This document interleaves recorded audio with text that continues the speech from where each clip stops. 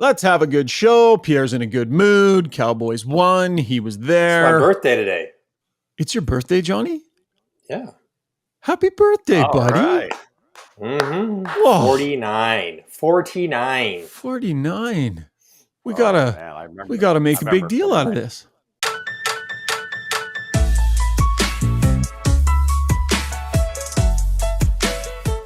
Hello, folks, and welcome to Got Your Back NHL Birthday Edition. Yes, MJ, 49 years of age, and joining us here on the pod to be celebrated in all of his glory. Pierre LeBrun also along for the ride.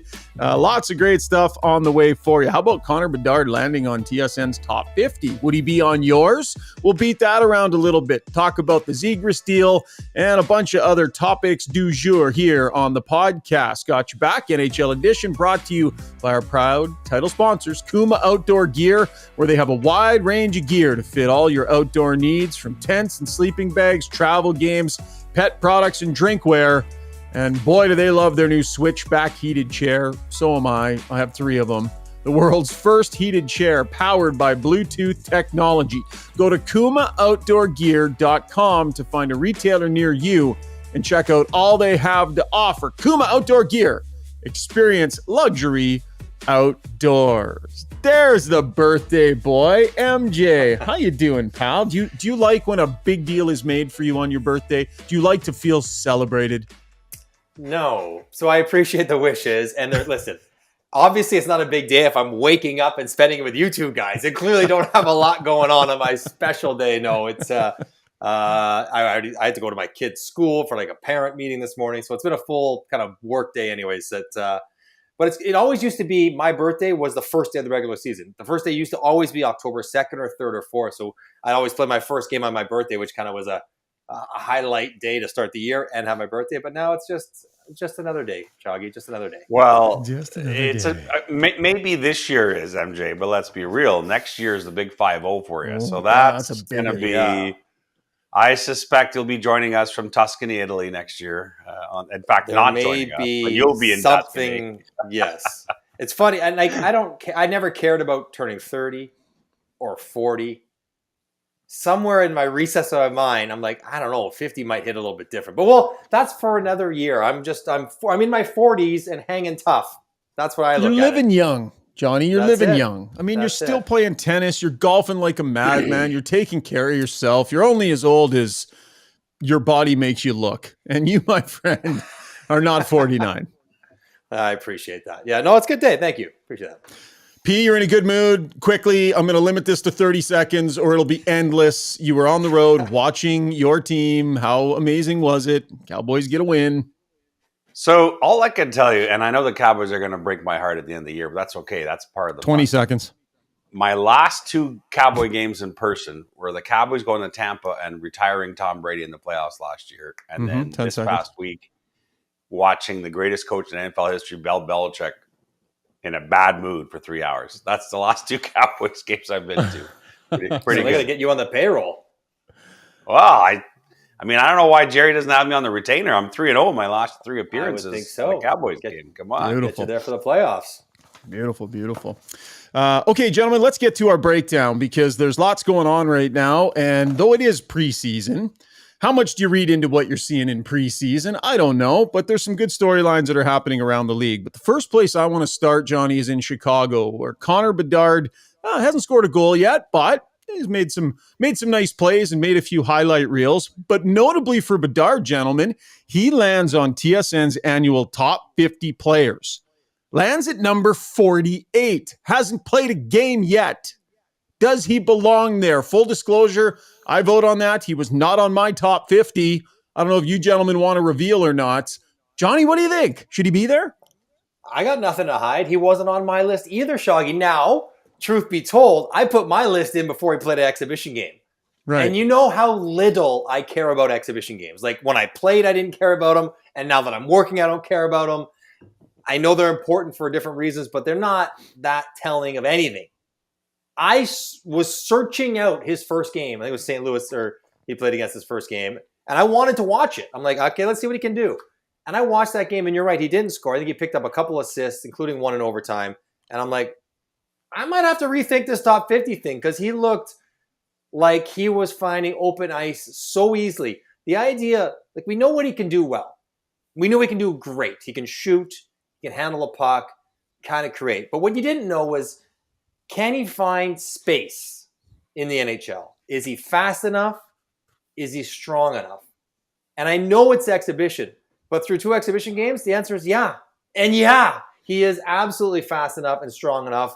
And he's going to be really, really good. So he should be right around the top 50. Like, think about it. 32 teams in the league. Is he the best player on a team across the league? That'd be top 32. Is he the best top 2 players on a team across the league? Probably not, but I don't know. He looks like he might be able to. As much as I don't care about preseason Pierre, I'm impressed by his. You couldn't care less about preseason compared to me, but anyway, I guess the one thing we should stipulate from Steve Dryden organizing this top 50 list over the years is that the list is meant to be, how do you view the top 50 at the end of the season? So everyone's supposed to put their crystal ball on. So I think that's pretty relevant information in this case. Like, who will be the top 50 at the end of next season, you're saying? Yeah, you're forecasting the top 50. You're season. not saying this is the top 50 right now. And I think that's important to point out in this particular case, because those who did have Connor Bedard on their top 50 are saying he's going to play his way into that. And of course you could see that. Why couldn't you? I guess. I mean, there's debate. Think about it. Best player on every team. Can I run down, I can go to Toronto where there's 3 players better than him. I can go to Colorado where there's probably 4 players better than him. You know what I mean? It's hard, top 50 is hard. It's hard to get to. Well, it is. Like Ryan Nugent-Hopkins at 104 points last year comes in the early 40s. And there's, people will debate whether he should be there or not, which, by the way, I think is nuts. But, I mean, you got a 100-point player at number 42. Six spots ahead of Connor Bedard, who hasn't played a game yet. Yeah. What was Willie Nylander? I mean, Willie Nylander had 40 goals and 87 points. What would it... Yeah, so I believe he's probably in the next 30s? batch. So they didn't release the entire list. They just released 40 to 50, and then 30 to 40, I think, gets released today. And I believe Nylander is in that group. But anyways, interesting. And maybe the lesson from McDavid, right? Because I don't believe McDavid was on it heading into his first season in the National Hockey League. And now you have Bedard, 144 goals in 141 games. Yeah, I mean, one of the greatest junior seasons we've ever seen. So, maybe some felt they learned the lesson from Connor McDavid. It'll be interesting to see what he is able to do. Trevor Zegras deal gets done. We discussed it last week on the podcast, Pierre, about how it took some time here. He didn't come to camp. He ended up sitting out. There was a grind here, but finally it gets done. $5.75 million times 3 years. Johnny, maybe first to you on what you think of that number, and were you surprised where the number landed given how long it took? No, not surprised by the number. I was surprised when reports were out that the number was around 4, and I said it on your show. I'm like, if it's a 3-year term, there's no way this could be in the 4s. It has to be in the 5s. 5.5 was the place it had to go to. But I think the fact, the number is so appropriate, it's almost not even part of the conversation. A bridge deal for him is worth that much. That's fair for him. It's fair for the team. There's nothing really to parse there. The bigger story to me is, what does the entire negotiation say about how Anaheim feels about Trevor Zegras, how Trevor Zegras will feel about Anaheim going forward, and the 3-year bridge is so dangerous because that's 1 more year to UFA. So, that's the Matthew Tkachuk playbook, right? Where you're going to be. So that's what, to me, Pierre, is more interesting. And I think it is an accurate representation of Anaheim's reluctance to fully commit to Trevor Zegras as their best player, their unquestioned top flight guy for 8 years. I think they want to see more. They know what he does great, but they want some substance or more substance to go with the incredible amount of style that he's got on the ice. Mm-hmm. But to me, that's the interesting conversation. Not the contract, but what this means for both parties feeling about each other going forward. Yeah, and MJ, listen, I mean, the interesting thing about this negotiation, and Pat Verbeek confirmed this publicly yesterday, which we believe to be the case all along, both sides that were actually in agreement at 3 years for a month. This was just about the AAV, which is kind of stunning to me. But also, I know that the Ducks started way lower than that number. And Pat Brisson, the agent, he's been around. He had to bring that number up over the course of several weeks. And a couple of days after we taped our podcast last week, there was a pretty long meeting in Anaheim between Pat Verbeek and Pat Brisson, a really long meeting where Pat Brisson had a full CA presentation, and they really hammered home the need for the Ducks to come up on the AV, and it finally happened. It was a heck of a grind. I mentioned this last week, and you just touched on it, MJ. File that away as far as how Trevor Zegras feels in 3 years about what he just went through with this negotiation. Could be nothing. Could be that these guys realize it's all a business. But I still file that away. But the Ducks are also playing hardball with Jamie Drysdale, so it's not just about Zegras, MJ. I guess would be the one counterpoint I would make to you is that, Pat Verbeek spent many years in the Tampa front office. You may remember that the Lightning also had a bridge deal, I think, with Kucherov, for example. And so, and Tampa's always tried to be very vigilant with their cap allocation. So who knows how much of that is playing into what Pat Verbeek's trying to do here in Anaheim. I'm also curious, and you're right. I mean, but Jamie Drysdale played 6 games last year. I mean, Trevor Zegras is on the cover of the NHL video game. But what is fascinating is how do you quantify Q rating? The fact that Trevor Zegras is incredibly popular, the fact that he's on the video game, the fact that he's in the highlights, what's that worth? And I'm sure Trevor's like, well, that's worth something for marketing, for sales, for our exposure in the market we're in. And I'm sure doesn't buy you any more cap space. Right. And it's not helping me. Like a goal that you flip in Michigan style is the same as a goal I bang in on a rebound. So I don't care how you do it. I don't care. Right. Like that push and pull, I think, is like part of the underlying tone of the conversation they're having back and forth. And Pierre, there was no appetite from either side to do a longer term deal. Is that just because of question of where the cap is going? I mean, the reason I ask is because the reason I ask, Pierre, is because, like the Oilers, did 8 years with Leon Draisaitl at a time where some people went, "Oh, that feel you don't." Yeah. You got to place bets in order to get great bargains, and clearly they chose not to place a bet here. Yeah, no, I think Pat Brisson would have been open to that conversation, but I think it was determined early on that they were never going to get to a number that could work on 8 years. In fact, Brisson has done a number of 8-year extensions for guys coming out of entry level, right? So. No, he would have been open to that. I think CAA among all the firms has been one of the firms saying, hey, 8 years, money in your pocket's money in your pocket. Let's gamble that way. But in this case, it was never going to be realistic. And you're right. Now the thing is the upside for Zegras, outside of the fact I think you got a fair bridge deal here, is that if the cap is going to go up, like everyone is saying, and I want to be on record that I'm in that little minority that's a bit dubious about where the world is in general here economically, not just hockey-wise, I mean the world. And so we'll see where the cap goes in the next few years. I think the cap's going to go up next year, and then after that, let's see where the world is, if you follow my drift.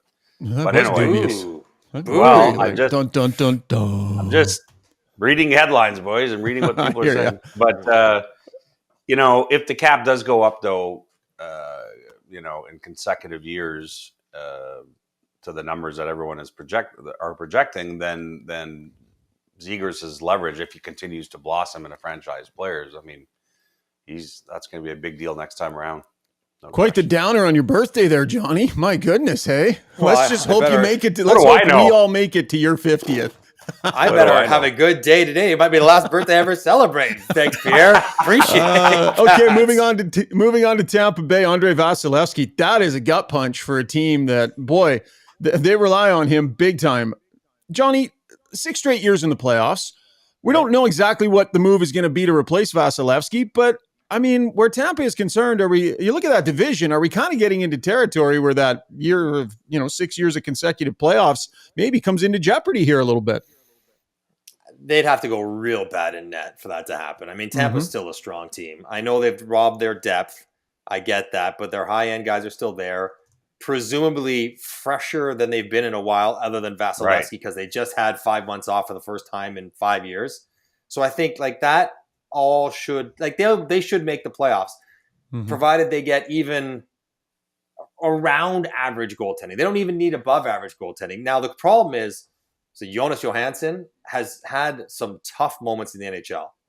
And I know he played 3 games in Colorado last year and they were good, but it's 3 games. Like, generally speaking, he's not been good in the NHL. Their other backup, I think, is Matt Tompkins, who I saw play in the Olympics and maybe at the World Championships. Prominent European goaltender. Who knows? Maybe he's the next Tim Thomas. Doubtful. But like, you're going with some real wild cards in a position that they've always been able to say, our guy's better than yours. And that guy has been doing it consistently, 60-plus starts a year. It's a significant injury. Not so much that it's going to cause them to lose and miss the playoffs, but just they're going to be in the pack now and kind of grinding more than they otherwise would. But I just think, in Pierre, like the waiver wire has to be attractive to them, whether it's Alex Lyon in Detroit or Martin Jones in Toronto, just a salary they can then sink and not cost them anything whenever Vasilevskiy gets healthy, but someone who's just got a little experience. And there are third goalies who make $900,000 floating around that I would trust more than Matt Tompkins or Jonas Johansson going forward. So not the end of the world, but if it lingers, trouble. If it's 6 weeks or 8 weeks and he come back and he's something like he was before, which we expect him to be, they should be okay.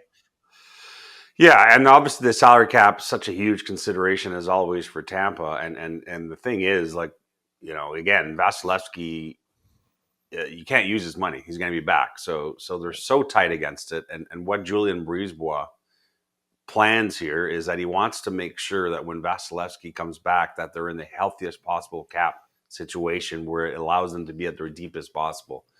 So translation, obviously, is that they don't want to spend too much money before the season even starts, because then you can't recoup that under the cap. So they're in a delicate position, but there are cheap options, like you just mentioned. You know, the dilemma for me, I wonder for them, is this. They probably, I bet you in the perfect world, they'd like to see how the year started with what they have and then react. But then you may not be able to get right. Then the waivers opportunities are kind of done, and you don't get a shot at a Martin Jones or whoever else. And now Yaroslav Halak is still sitting there. Halak's working out in Boston every day. I have absolutely full confidence that Alan Walsh phoned Julien Brisebois within 30 seconds of that Vasilevskiy news. So there are other options, but yeah, I think the delicate balance is do we act and when do we act? And those things may not line up perfectly for what Tampa would want. Sticking with the goaltenders, I'm going to read some statistics here for you. Jack Campbell, 2 games played, 2 goals against on 68 shots, .971 save percentage. That's good. Stuart Skinner, 2 games played, 6 goals against on 50 shots, .880 save percentage. Now, not as good. We all admit preseason doesn't matter. Doesn't matter for goalies, gentlemen. Like, I'm not a is goalie, Jack Campbell making a case here for the net opening night?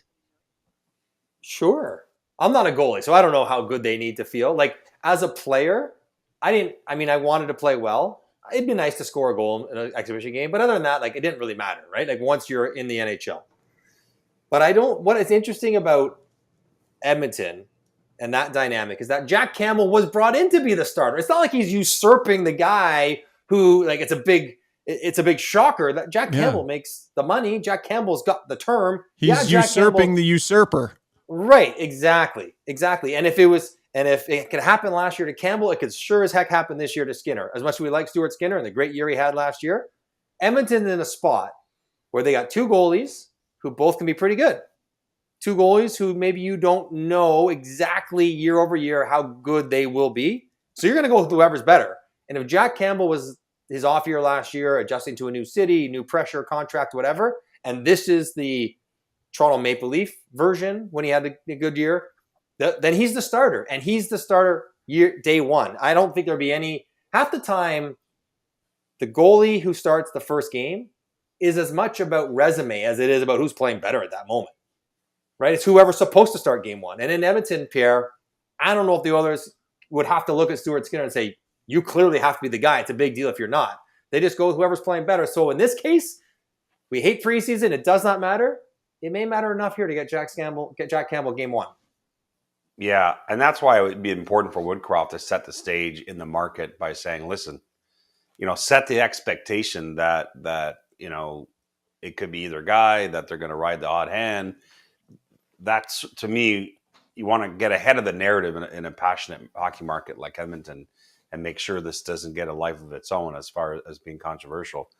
That would be an unbelievable story for the Oilers if Jack Campbell can bounce back and not be a 1, but just be a guy between 1A and 1B where you're alleviating the kind of burden that I think Skinner ended up with last year. We all know about the sports science, the starts for goalies. The perfect situation is that you have 2 guys that can carry the ball here. Mm-hmm. And listen, I've heard from some Oiler fans, we don't have a true elite guy. Darcy Kemper and Aiden Hill just won the last 2 cups. Mm-hmm. So we have to stop this idea that you need Andrei Vasilevskiy to win a cup, as amazing as he is. It's just not true in the modern game anymore. You can just have a guy as long as the rest of the parts of your team are working efficiently. But if the Oilers can get a split or a 60-40 situation going here, that's going to be gigantic for them. One that they trust. Absolutely. And the reality is, 2 exhibition. Any goalie. Yeah, go ahead, Johnny. Any goalie in the top 30, 40 guys in the league is capable of winning a Stanley Cup. They're capable of 8 weeks of great play or good enough play. Yeah. And I think teams are wrapping their head around that. It's great if you have Sorokin or Shesterkin or Vasilevskiy or Saros. But if you don't, it is not debilitating. It doesn't ruin your chances. Absolutely, Pierre. And I think we're slowly in hockey. We do everything slowly in hockey. We're slowly wrapping our heads around that reality. Yeah, and let's keep in mind, Skinner had a real good regular season, went to the All-Star game. Right, we all saw it, was a Calder candidate. But in the playoffs, his play definitely was not the same. And Jack Campbell in relief was pretty darn good. Now, Jay Woodcroft didn't have the confidence to go with Jack Campbell, make that switch in the playoffs. But his numbers were good in the playoffs. So 2 exhibition games left. And then we'll see who gets the net on opening night. But Jack Campbell has made it a conversation, which I think the Oilers are absolutely loving. Who's the best defensive forward of all time? Jim Montgomery says of Patrice Bergeron, Mike Johnson. We lost the best defensive player of all time. So, guys, we got Bob Gainey and we got Bergeron. Who did you say, Johnny? I said Mike Johnson. Yeah, what? That's quite the birthday gift you just bestowed upon him, a steaming pile of BS. You ask my coaches, they'll tell you I was a good defensive player. Not the best of all time, but I was a good defensive player. Then you're qualified to go first. Player. Yeah. You get to go first on this answer. Though, because although it's my birthday, and thank you both for telling everyone how old I am, I don't remember Bob Gainey playing, right? I don't know what that looked like. I know reputationally, Bob Gainey was my GM when I played in Montreal, but I don't remember what he played like. I will say this. The results speak for themselves. Bob Gainey did a lot of winning in a lot of ways. He was unique in the sense that he played in an era where he was kind of big and physical and sort of embraced that role when there didn't really, I don't think there was quite as common an idea like you're a checking centerman sort of thing. He sort of defined that.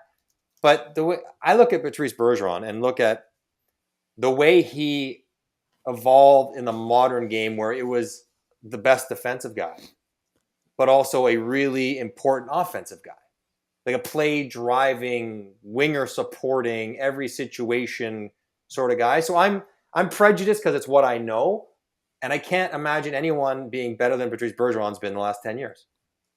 Yeah, and I think the vast majority of us always take a center over a winger in all kinds of different debates. We used to have those debates about Crosby and Ovechkin for different reasons. But, I think we also have a lot of younger listeners and younger fans who clearly, didn't watch Bob Gainey play. I was young. I was 5, 6, 7 years old when Bob Gainey's heyday. I do remember watching him play. But I always go back to the quote from Viktor Tikhonov, who in 1979, and again, translated at the time, but was famously quoted as saying he thought Bob Gainey was the best player in the world based on his technical skills.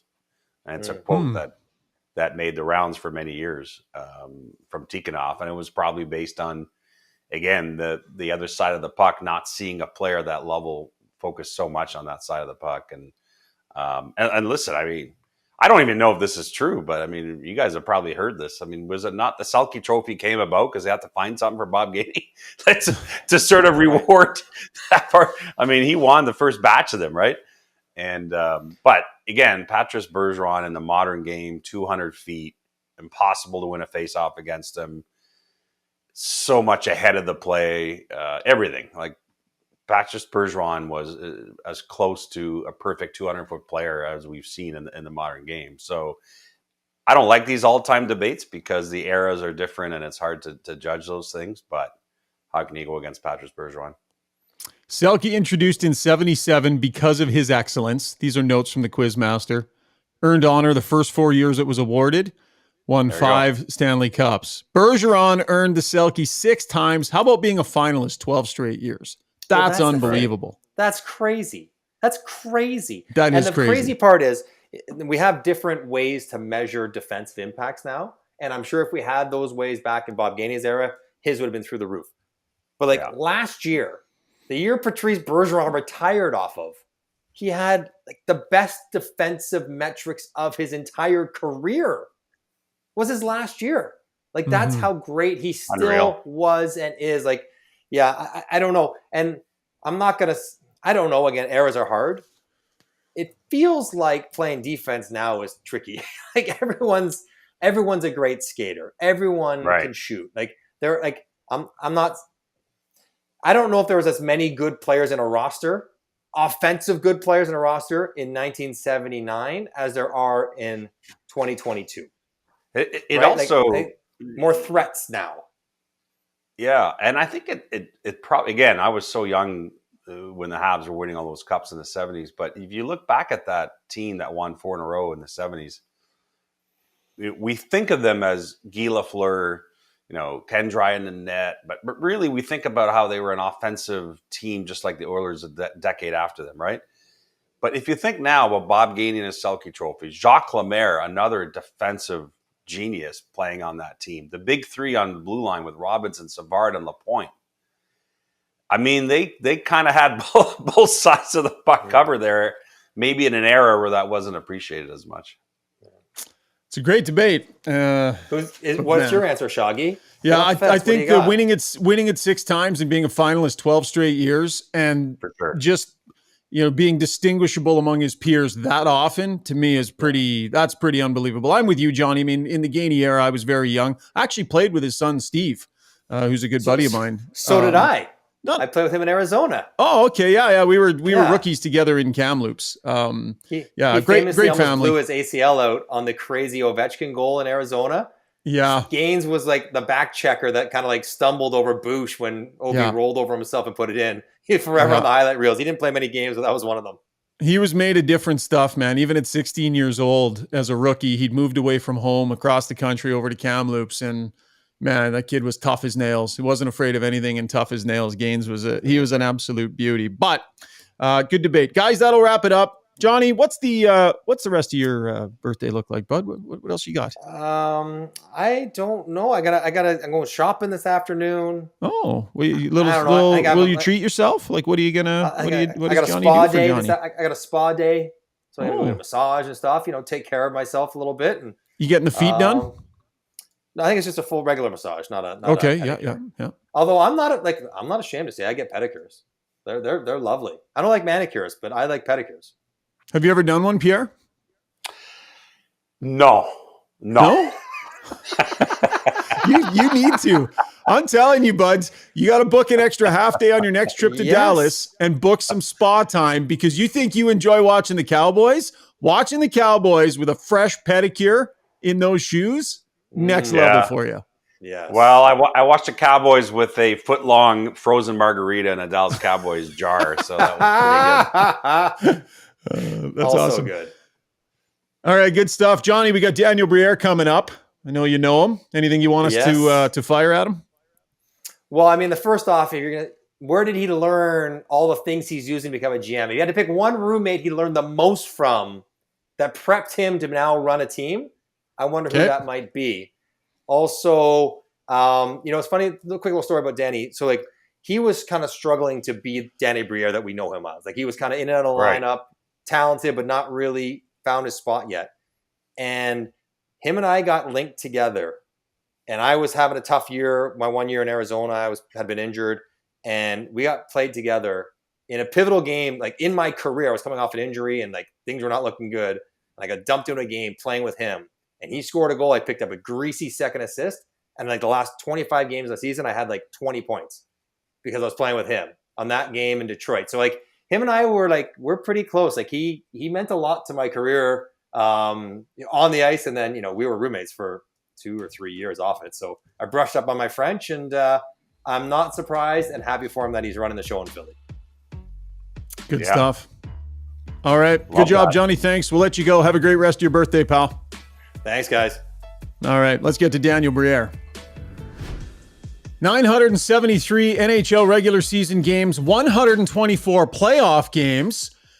But Daniel Briere, if I were to ask you, your points per game in the regular season versus your points per game in the playoffs, any idea what the relationship would be between the two? Not exactly. I know it was a little higher in the playoffs, I believe. A little higher. 0.71 points per game in the regular season, which is fantastic. 0.93 in the playoffs, buddy. You showed up when it mattered. I wish I had a clear explanation for you why that happened. I think it was just luck. But there's nothing like the playoffs. It's the best time of the year. It's still my favorite time of the year. Hopefully we can get our Flyers back on there soon.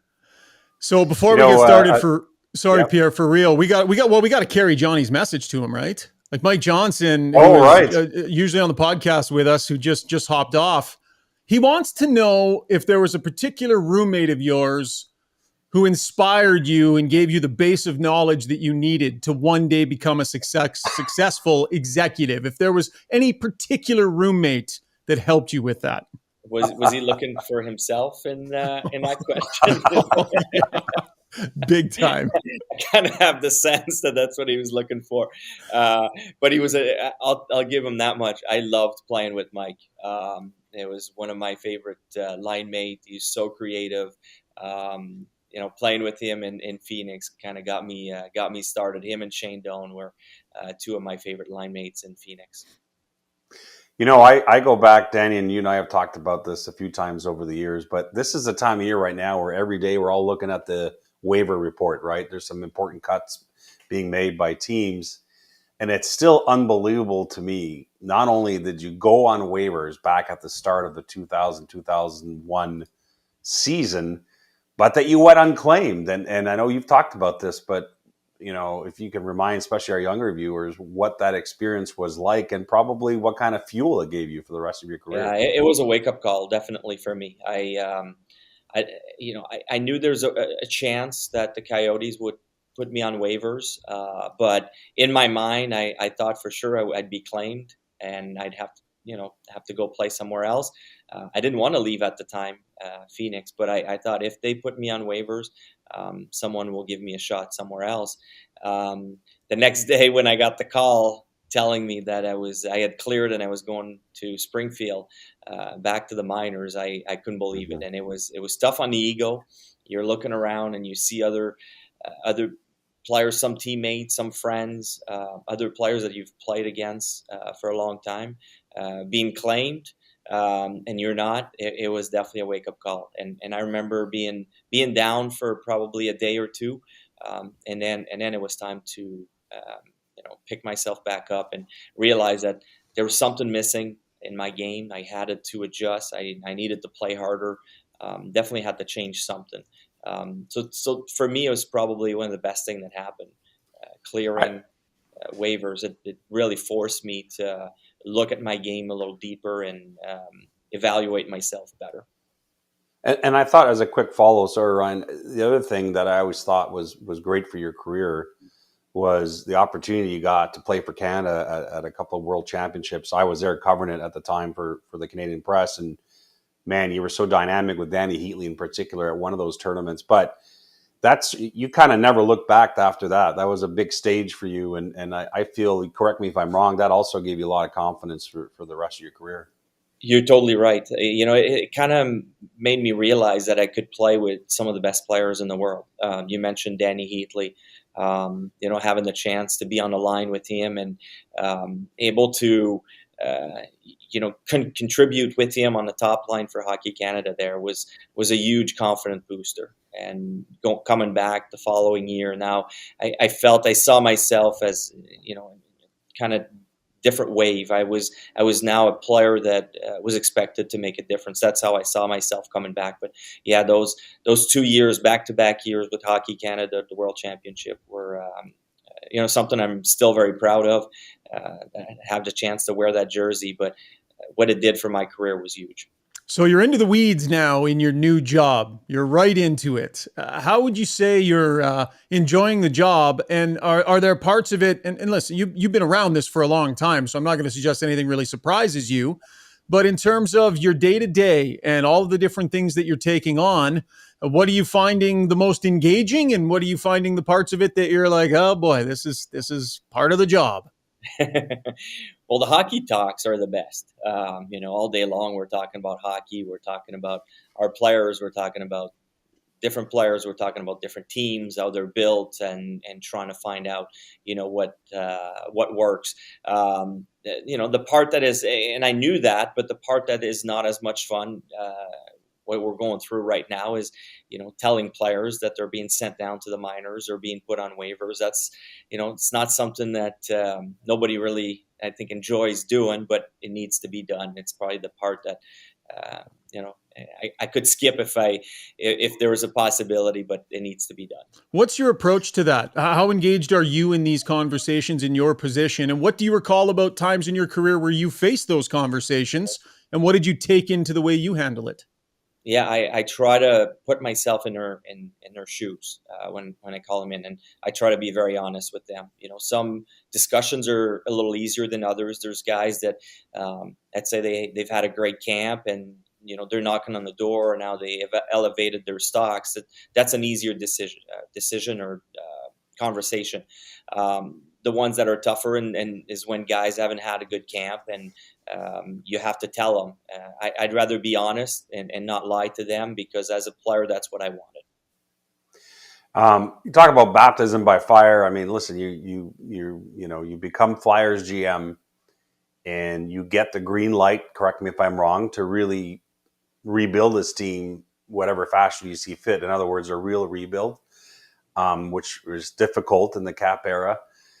You made a couple of significant trades, Danny, in the offseason, but certainly not one that wasn't as big, perhaps, as you had tried. I know you got to be careful. You kept mentioning Torrey Krug by name.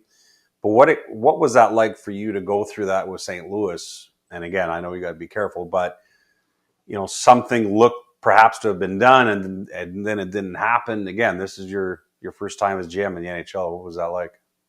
Yeah, I mean, Doug Armstrong's a real pro. I've had a lot of talks about a lot of different topics. He's been super helpful as far as guiding me and helping me, navigate through this world that we're in now.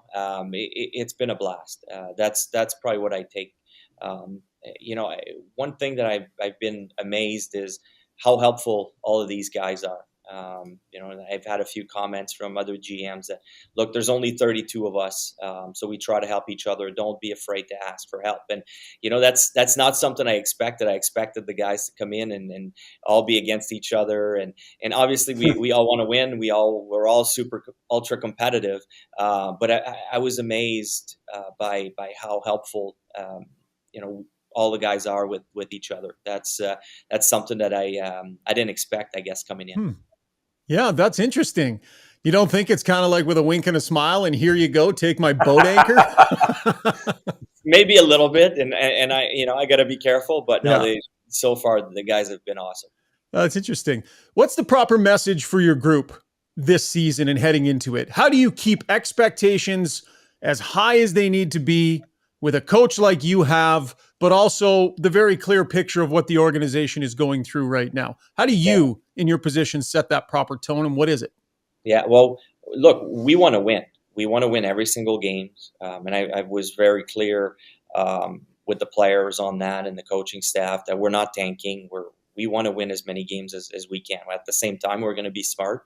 We're going to do what's best for the organization, not just for the next week or month or even year, but we're also looking ahead at 3, 5, 7 years down the road. We're going to make decisions that are going to keep that in consideration. So we want to win. We have a coach, like you mentioned, that is going to get the most out of his players, and he's instructed to do so. On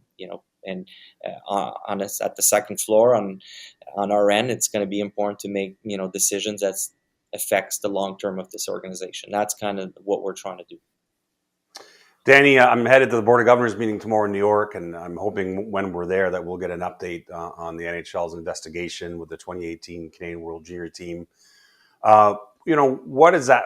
And obviously Carter Hart, part of that team in 2018. What's that like for you as a GM of a team that has a player from that team in terms of planning and in terms of the information that you have moving forward here right now? Yeah, we don't know much. We're at the mercy. The NHL is conducting their investigation. They told us they would get back to us. At this point, we don't know anything. I don't know anything.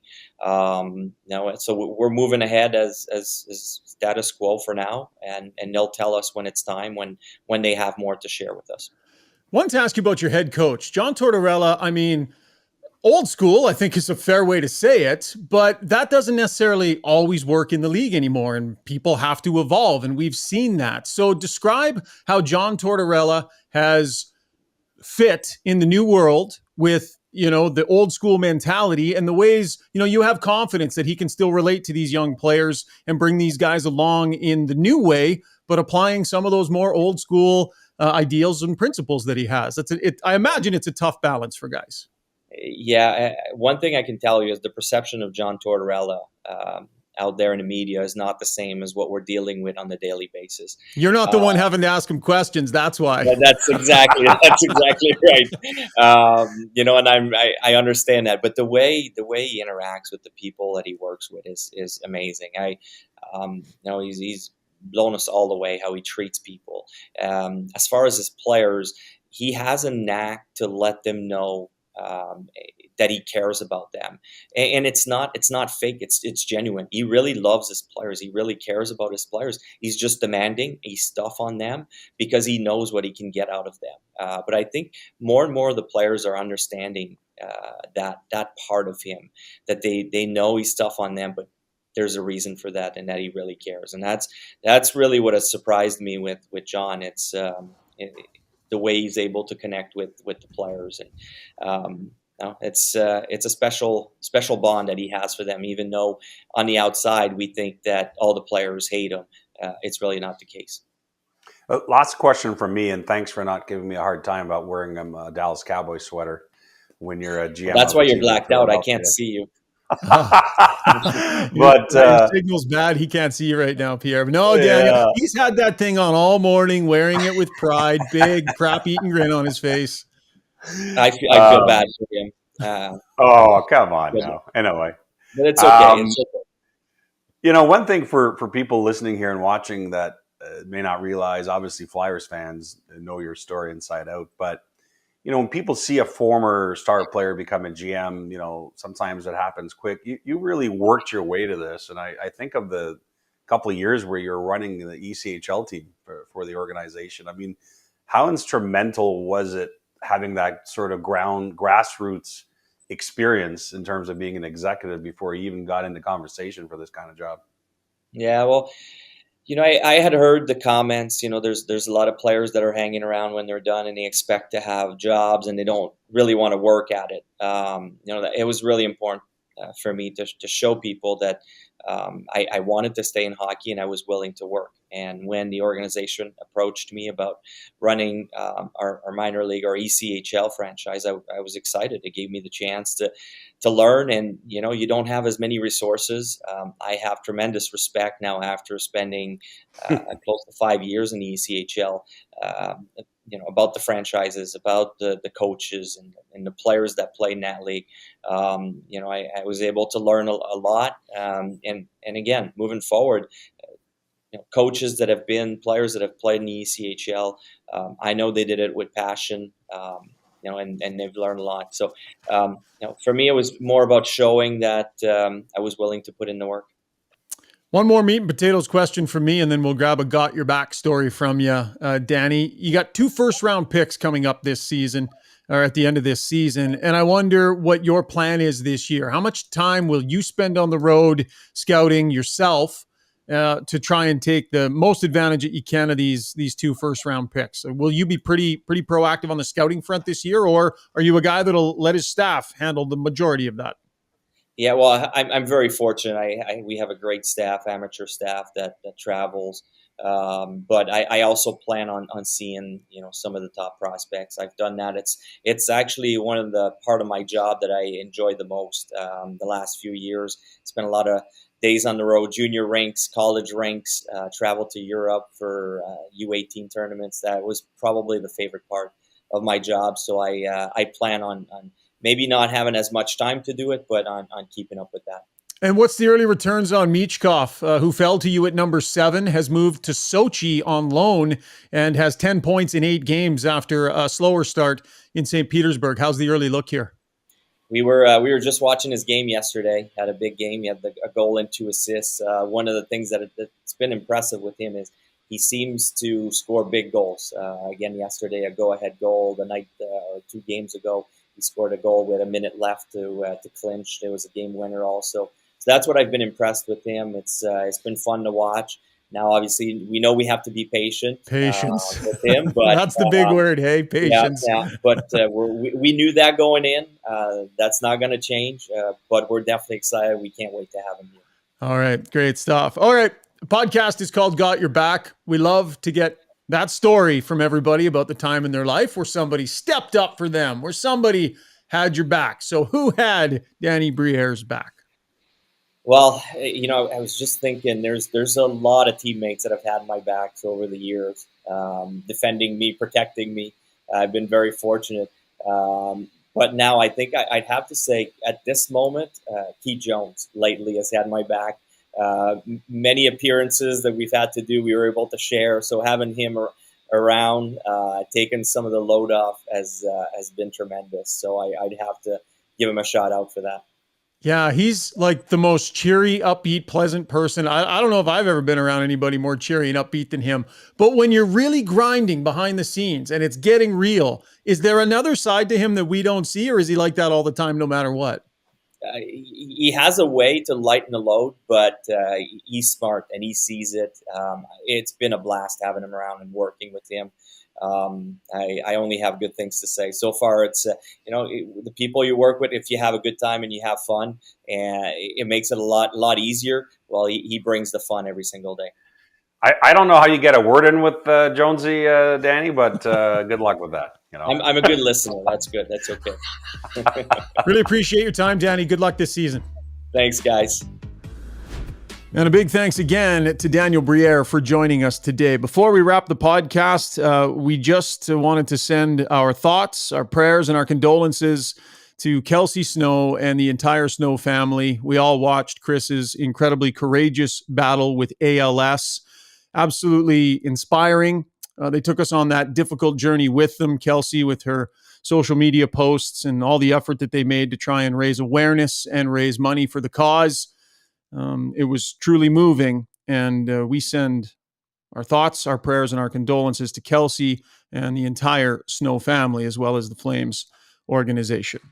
That'll wrap the podcast. A big thanks for joining us this week. Thanks for your downloads and for your subscriptions. Look forward to talking again next week. Have a great day.